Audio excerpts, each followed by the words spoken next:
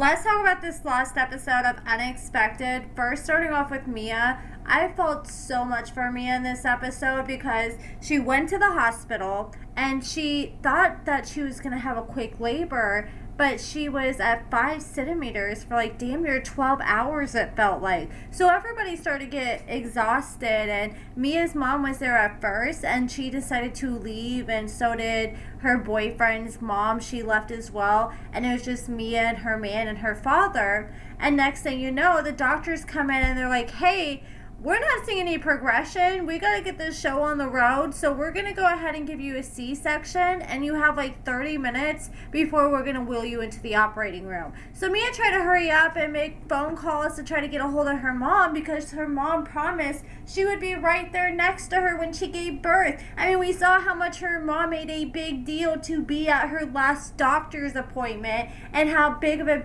deal she made to be at her birth, just for her not to even be there when the moment finally comes. And I know it was a long day, trust me, but if she really wanted to be there, she should have like just went down the street or been within 5 minutes of the hospital at all times. That way she got a call, she could have been right there. But Mia was blowing her up back to back. She wasn't answering her phone. She was MIA. Nobody could find her, to the point that Mia just had to get wheeled away. And the dad was wanting to go with her, but the dad was like, well, I don't want to go in case the mom shows back up. So even the dad missed out on his opportunity just for Mia's mom not to make it. I swear to God, Mia's mom makes me so damn mad. You missed her freaking graduation, and now you're missing the birth of her baby when you know how much it means to her. If you got tired, you should just went to your car and just lay down in your car for a while. It's just one day that you gotta suffer to be able to meet your grandbaby, and she's the one that hyped up being there to begin with.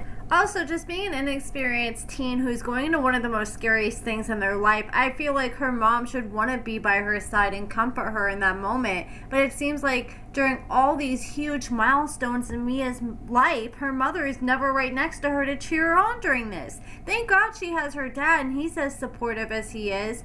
But Mia ends up giving birth, and after she gave birth, all of a sudden, Mia's in a confessional with her baby and just talking about giving birth, and the producers were like, yeah, where's your mom, Mia? And Mia was like, I have no idea. And Mia's mom was like, what are you talking about? I was in the car the whole time. And Mia was like, no, you weren't. We tried to call you over and over again. Like, if she was in the car, then she should have answered. And if she fell asleep, then she should have left her phone on loud. But I'm not buying that she was in the car doing her makeup, and that's why she missed the birth. That's a bullshit ass excuse, in my opinion. And I think a lot of people are thinking it at this point. This is just pure assumption. I think she has some kind of issues. Either has some kind of drug problem or some alcohol problem, to where she can't function in a day-to-day life without having some kind of chemicals inside her, and that's why she has to always dip out and leave her daughter. Because it's either that, or you're just a selfish ass narcissistic person who puts yourself above everyone else. But I'm hoping it's the drugs and she's not that bad, and it's actually the drugs that's making her like this, because there's no way that you can just sit there and continue to fail your daughter and be so heartless about it. Mia was sitting there breaking down, crying in this confessional about her mother not being there after her birth, and the mom was like, you didn't even want me there to begin with. It just feels like the mother is gaslighting Mia, and she's trying to deflect and act like it's Mia's fault why she wasn't there, so she doesn't have to take accountability for anything. And I feel that's a way so she doesn't feel bad about anything that she does. And I think that Mia sees through that, and this is a common tactic she uses with Mia, and Mia's just over it at this point. And that's why Mia kind of is starting to act the way she does towards her mom, where she kind of has an attitude here and there. And I don't blame her, because she's so resentful for her mom never being by her side.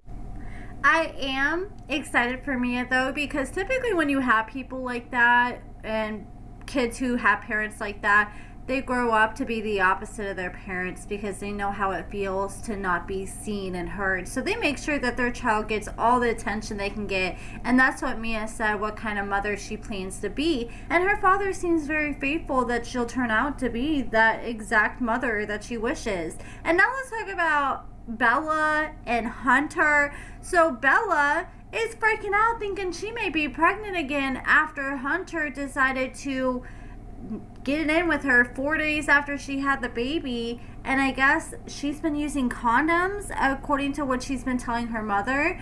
But I guess like her and Hunter, she admits to her mom, got in 3 different times the night before. And I guess not 3 different times, it was 1 time. But Hunter kept taking the condom off because he kept thinking that there's a hole in it or it's broken. So he went through 3 different condoms. I guess the mom gave him a pack of 12 and he's already went a 4 through the box in 1 night. And Bella was like, yeah, we know there's no way we can be pregnant because he's been wearing a condom the whole time. Bella's mom said that she's glad that Bella can come to her and have a conversation about sex and stuff like that. But the thing is, I just think they're way too comfortable around each other. Like, yeah, we can talk about sex, but we don't need all the nitty gritty details and all that.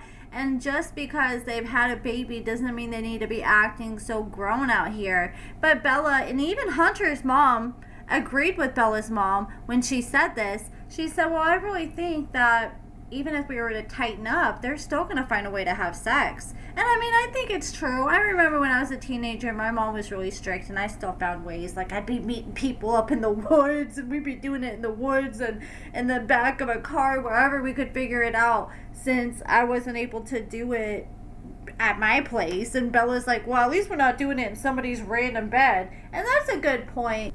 But still, since the mom is being so open and not really putting any restrictions on them outside of like wrapping it up, it seems like it's going to happen a lot more than if she was to give them some kind of pushback. Like, you should be putting them in some kind of restrictive environment. Like, they need to focus on bigger things, like doing homework, preparing for getting jobs. Like, they can't even freaking drive at this point or even get a job. They don't need to be worried about sex. And I know they've had it already, so they're gonna crave it and stuff like that. But the mom should be like doing things like, oh, let's have a movie night together, let's play board games. Try to get them to do other things besides just going into the bedroom and closing the door and Netflixing and chilling and taking her to Pound Town or sneaking in the shower 4 days after having a baby. And Hunter's girl Bella is still trying to deny that they did anything. She's like, oh no, he was just helping me when I got out. I'm like, okay, then why do you have to be in there the whole time? Why didn't you call him in there after you got out of the shower if that's the case? Then we see Bella and Hunter in a confessional, and the producers are asking Bella about her possibly being pregnant again. And she's like, look, if I'm pregnant again, then my dad is going to unalive Hunter and me both. He already said he's going to do away with both of us if I'm pregnant again.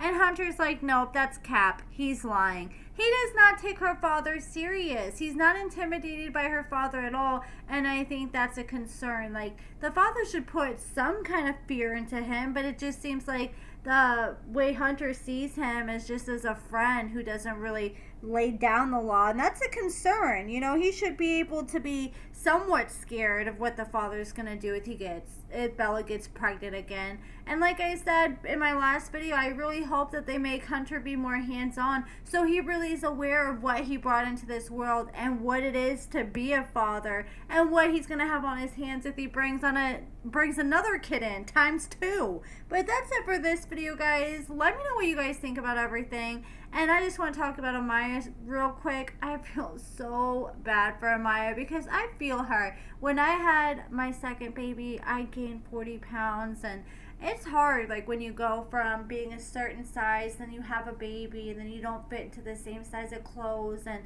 you see yourself one way, and then you see yourself bigger than you've ever been before. But I am grateful that her man loves big women, because it seems like she could be 600 pounds and he's gonna love every single inch of her. He's one of those guys that loves women who are more to love, and he's all for it. And he actually got a job, so good for him. But I didn't know he was only working 8 hours a week.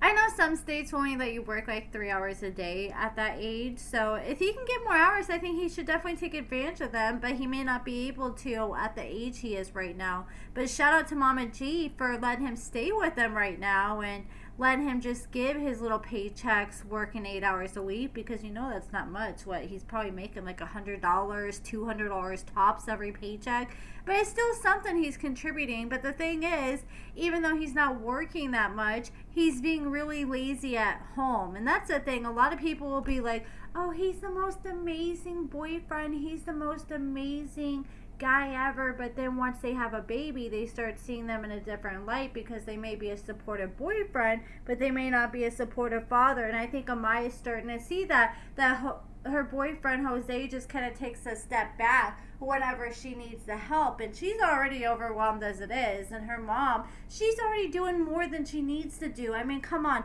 I'd be trying to make Mama G do as less as possible. Like, if Jose's around, I'd be wanting to make sure she didn't have to step in, since she's with the baby anytime that they're at school, anytime he's at work.